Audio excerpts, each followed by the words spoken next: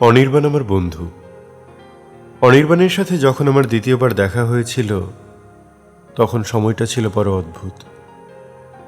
আমরা হাইওয়ের উপর দিয়ে অনেক দূরে একটা অনুষ্ঠান করতে যাচ্ছি। লাল আকাশ, সন্ধে হয়ে আসছে, দুপাশের ফাঁকা মাঠ।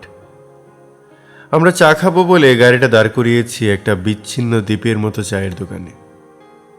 এমন সময় দেখতে পেলাম লাল আকাশকে পেছনে রেখে একটা ছেলে মাঠ পার হয়ে আমার দিকে এগিয়ে আসছে। আমার সামনে এসে দাঁড়িয়ে বলল, চিনতে পাচ্ছিস? আমি বললাম, না। ও বলল, ভালো করে দেখ। আমি সেই চুরি যাওয়া আলোতে ওকে চিনলাম। আমার বন্ধু অনির্বাণ। আমার চোখের সামনে পুরনো দিনগুলো ছায়াছবির মতো ভেসে উঠছে। আমি ওকে প্রশ্ন করলাম, অনির্বাণ, তুই এখানে? ও বলল, তাই তো কথা ছিল বন্ধু, আমাদের তো এখানেই থাকার কথা ছিল। আমার পায়ের নিচ থেকে মাটি সরে যাচ্ছে। আমি খুব বোকার মতো ওকে প্রশ্ন করলাম, অনির্বাণ, কি করছিস এখন?